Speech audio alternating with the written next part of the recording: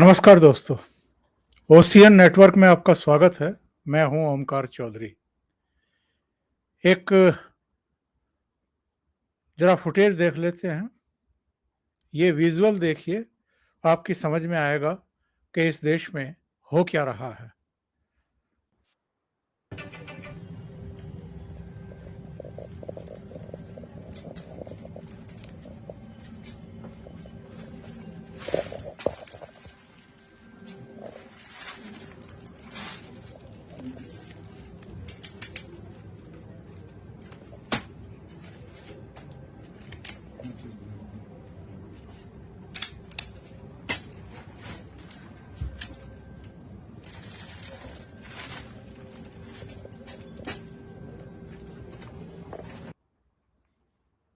ये जो काली कमाई का पहाड़ अभी आपको दिखाई दिया है, ये अर्पिता मुखर्जी का जो दूसरा घर है, यानी पार्थ चटर्जी की महिला मित्र और पूर्व अभिनेत्री का जो दूसरा घर है, उसमें 27 जुलाई को जो ईडी ने रेड की है, उसमें बरामद हुआ है। एसबीआई से 3 नोट गिनने की मशीनें मंगाई गई। ईडी के अधिकारी लगे और देर रात जब हम ये प्रोग्राम कर रहे हैं आपके लिए, तो उस समय तक जो गणना है वो करीब-करीब 20 करोड़ पहुंच चुकी थी। 20 करोड़ का कैश और बरामद हुआ है।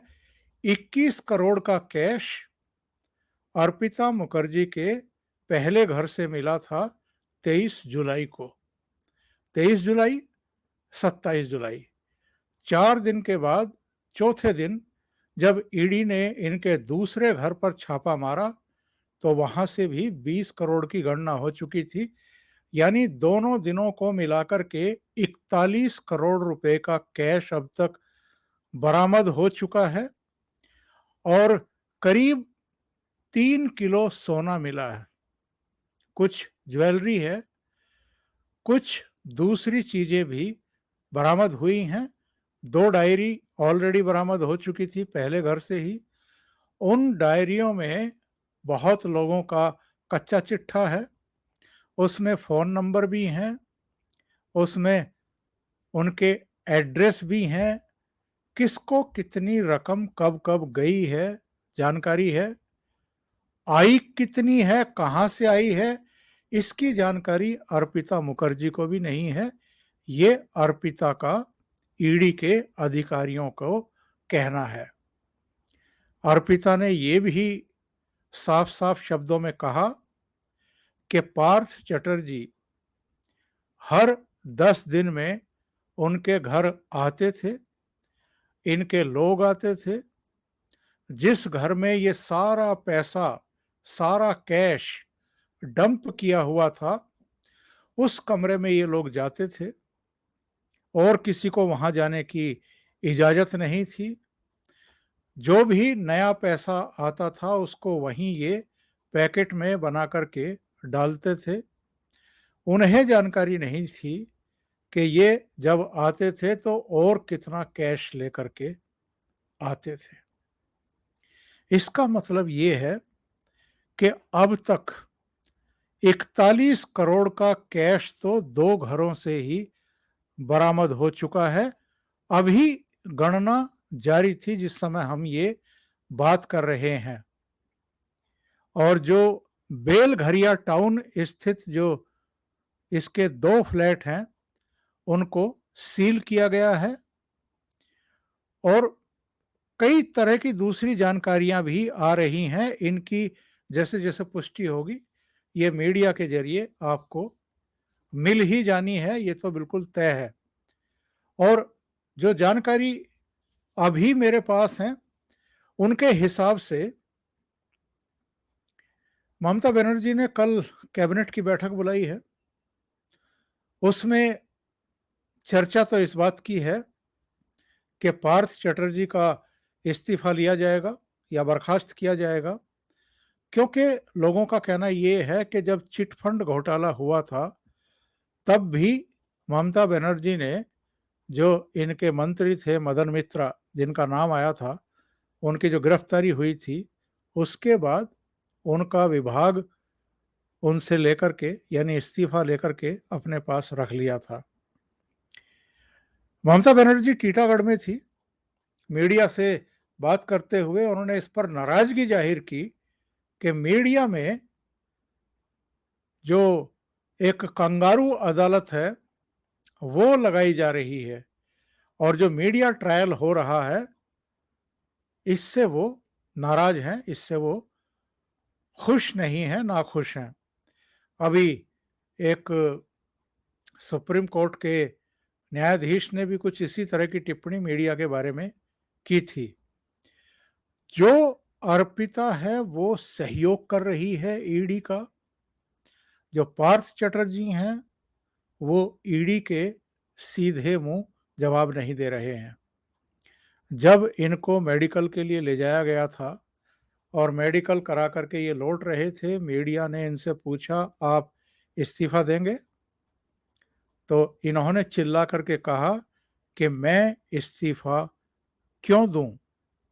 ऐसा कौन सा कारण है?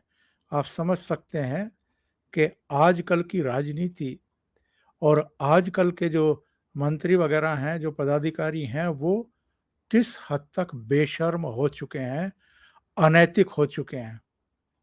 इतना बड़ा कैश का भंडार मिलने के बावजूद वो उल्टे मीडिया पर चिल्ला करके ये पूछते हैं कि मैं इस्तीफा क्यों दूं? ऐसा क्या हो गया?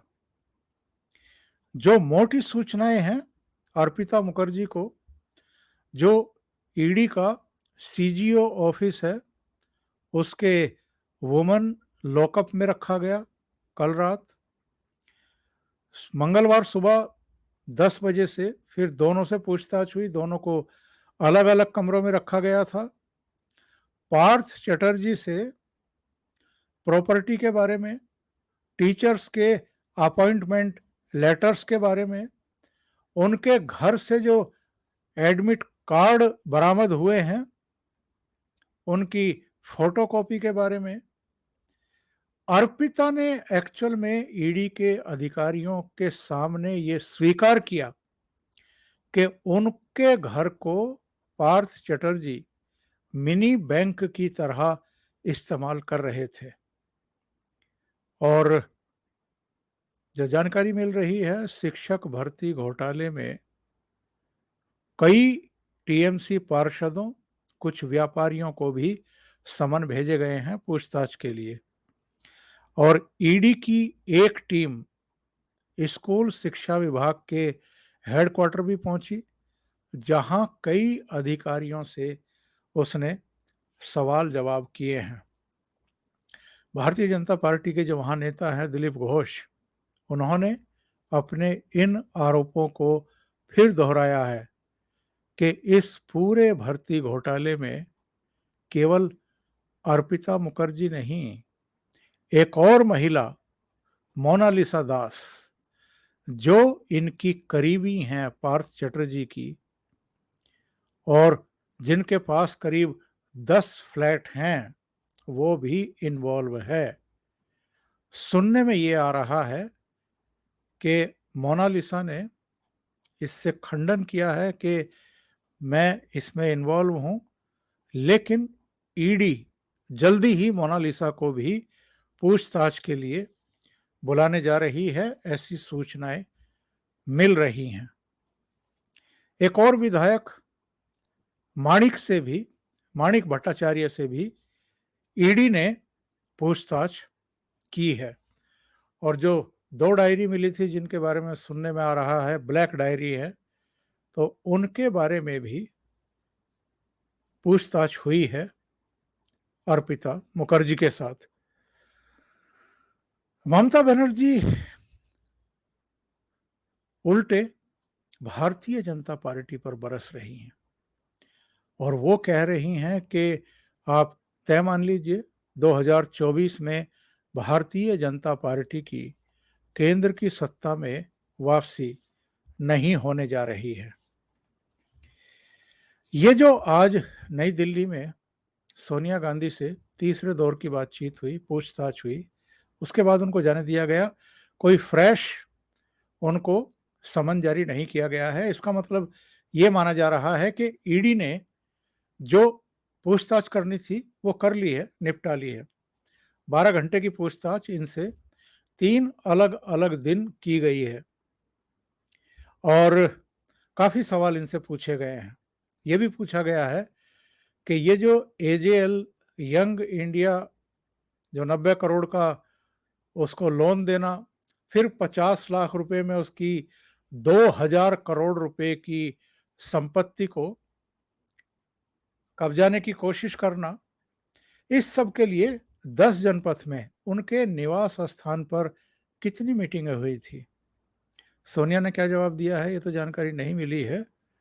लेकिन बताते हैं सोनिया गांधी ने ये कह कर के अपनी ज़िम्मेदारी से पल्ला झाड़ने की कोशिश की है और ये वही बयान है जो राहुल गांधी ने भी दिया था कि स्वर्गीय मोतीलाल वोरा ही कांग्रेस के कोषाध्यक्ष के तौर पर कांग्रेस के भी कोष को देख रहे थे।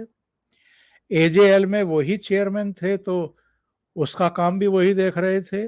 यंग इंडियन में भी वो शेयर होल्डर थे। तो ये सारा जो भी हुआ है इसके लिए जो अब इस दुनिया में नहीं है मोतीलाल वोरा ही जिम्मेदार है। कुछ इस भाव से जवाब दिए गए हैं। अशोक गहलोत राजस्थान के मुख्यमंत्री, उन्होंने प्रेस कॉन्फ्रेंस को संबोधित किया। साथ में आनंद शर्मा भी थे। काफ़ी लंबे समय बाद कांग्रेस मुख्यालय में वो प्रेस कॉन्फ्रेंस करते हुए दिखाई दिए। जब से ये लोग G23 में शामिल हुए थे, तब से आनंद शर्मा को कांग्रेस नेतृत्व भाव नहीं दे रहा था। क्यों नहीं दे रहा था, ये तो आप जानते ही हैं कि अगर कोई राहुल गांधी पर सवाल खड़े कर दे, तो फिर उसको पूरी तरह अलग-थलग कर दिया जाता है पार्टी में। तो आनंद शर्मा हों, गुलाम नबी आज़ाद हों, ये किसी मंच पर आपको उस तरीके से दिखाई नहीं दिए होंगे। इनको महत्वहीन कर दिया गया था, अलग-थलग करने की कोशिशें हो रही थी। लेकिन जब से राहुल गांधी से सवाल-जवाब शुरू हुए हैं, हाय हल्ला कर रही है कांग्रेस दिल्ली में भी, दिल्ली के बाहर भी और अब चूँकि सोनिया गांधी के सिर पर भी आ पड़ी है, उनसे भी 3 दौर की पूछताछ हुई है, तो सबको अब बुलाया जा रहा है फ़ोन करके। तो गुलाम नबी आज़ाद और आनंद शर्मा को भी बुलाया गया। उन्होंने भी अपनी बात रखी जो उनको कहना था उन्होंने कहा, लेकिन अशोक गहलोत ने एक ऐसा स्टेटमेंट दिया जिसके बारे में हम कह सकते हैं कि एक मुख्यमंत्री रहते हुए ऐसे बयान देना किसी के लिए भी कम से कम कोई शोभायमान तो बिल्कुल नहीं है। उन्होंने कहा कि साहब ईडी ने पूरे देश में आतंक मचा रखा है। क्या भ्रष्टाचारियों को पकड़ना, उनकी गर्दन दबोचना और ये जो नोटों के पहाड़ मिल रहे हैं जगह-जगह से, इनको एक्सपोज़ करना, इनको पकड़ना और ये कहाँ से आए हैं, वो सिरे जोड़ना, उन सारे लोगों की गर्दन को दबोचना, इनको यानी भ्रष्टाचारियों को उनके अंजाम तक पहुँचाना, क्या ये गुनाह है अशोक गहलोत की नज़र में? और ये ऐसा क्यों कह रहे हैं? कभी कहते हैं कि ईडी के ज़रिए सरकारें गिराई जा रही हैं, ईडी के ज़रिए विरोधियों को परेशान किया जा रहा है। मंगलवार को ही सुप्रीम कोर्ट में इसकी सुनवाई थी। सुप्रीम कोर्ट में 100 से ज़्यादा याचिकाएँ ईडी की कार्रवाई के खिलाफ और ईडी के जो नियम कानून हैं, उनके खिलाफ याचिकाएँ दाखिल की गई थी। सब याचिकाएँ सुप्रीम कोर्ट ने खारिज कर दी और ये कह दिया कि ईडी बिल्कुल सही काम कर रही है। ईडी कोई ऐसा काम नहीं कर रही है कि उस पर उँगली उठाई जा सके। तो इन लोगों को बहुत बड़ा झटका लगा है। ये कांग्रेस मोदी सरकार को क्रिटिसाइज़ क्यों कर रही है? क्योंकि जब से मोदी प्रधानमंत्री बने हैं, तब से ईडी हो, सीबीआई हो या दूसरी केंद्रीय एजेंसियां हों, वो बहुत तेज गति से काम कर रही हैं। और चूंकि प्रधानमंत्री खुद भ्रष्टाचार पर और आतंक पर जीरो टॉलरेंस की बात कर चुके हैं, इसलिए भी अगर तुलनात्मक अध्ययन करें तो जो मनमोहन सिंह 9-10 साल प्राइम मिनिस्टर रहे हैं, उनके कार्यकाल में, टोटल कार्यकाल में ही करीब 4,000 करोड़ की संपत्ति जब्त की थी ईडी ने। और नरेंद्र मोदी 8 साल से प्रधानमंत्री हैं, उनके समय में अब तक 1 लाख करोड़ से ज्यादा की संपत्ति जब्त की जा चुकी है। कहाँ तो 9-10 साल में केवल 4,000 करोड़ की संपत्ति जब्त होना, और कहाँ 8 साल के भीतर ही 1 लाख करोड़ की संपत्ति जब्त होना। उनके कार्यकाल में कुल मिलाकर के ही 112 छापे पड़े थे, और इनके 8 साल के कार्यकाल में करीब करीब 3,000 छापे अब तक डाल चुकी है ईडी। 2,974 छापे डाल चुकी है। 9 साल में कांग्रेस के समय में, मनमोहन सिंह के समय में 1867 केस दर्ज हुए थे, और जब वो सरकार गई थी तो मोदी के प्रधानमंत्री बनने के 4 महीने के भीतर ही 785 मामले दर्ज हो चुके थे। उस समय बड़े नेताओं से, बड़ी मछलियों से पूछताछ ही नहीं होती थी। आज की तारीख में सोनिया गांधी से भी पूछताछ हो रही है, राहुल गांधी से भी पूछताछ हो रही है। जो कैबिनेट मंत्री रहे हैं, मल्लिकार्जुन खड़गे, पवन बंसल, उनसे पूछताछ हुई है। जो मुख्यमंत्री रह चुके हैं, फारूक अब्दुल्ला, उनसे पूछताछ। 2 सिटिंग मंत्री महाराष्ट्र सरकार के गिरफ्तार किए गए, जेल में डाले गए। 11 बार रॉबर्ट वाड्रा से पूछताछ हो चुकी है, 5 बार राहुल गांधी से, 3 बार सोनिया गांधी से, और अभी पश्चिम बंगाल में आप देख ही रहे हैं, पार्थ चटर्जी जो वाणिज्य और उद्योग मंत्री हैं ममता बनर्जी सरकार में, उनकी गिरफ्तारी हुई है। तो सवाल मेरा ये है कि जो भ्रष्टाचार से निपटने के लिए हमारा सिस्टम है, जो एजेंसियां हैं, उनका आतंक भ्रष्टाचारियों में क्यों नहीं होना चाहिए। अभी के लिए इतना ही। बहुत बहुत धन्यवाद। अगर आपको ये चैनल और इसके कंटेंट पसंद आ रहे हैं तो लाइक करें, कमेंट करें, वीडियो को शेयर भी करें। अभी तक अगर आपने ये चैनल सब्सक्राइब नहीं किया है तो सब्सक्राइब कर लें, और साथ में लगे बेल आइकॉन को दबा दें, ताकि आगे आने वाले वीडियो और उनके नोटिफिकेशन आप तक पहुंचते रहें। बहुत बहुत धन्यवाद। नमस्कार।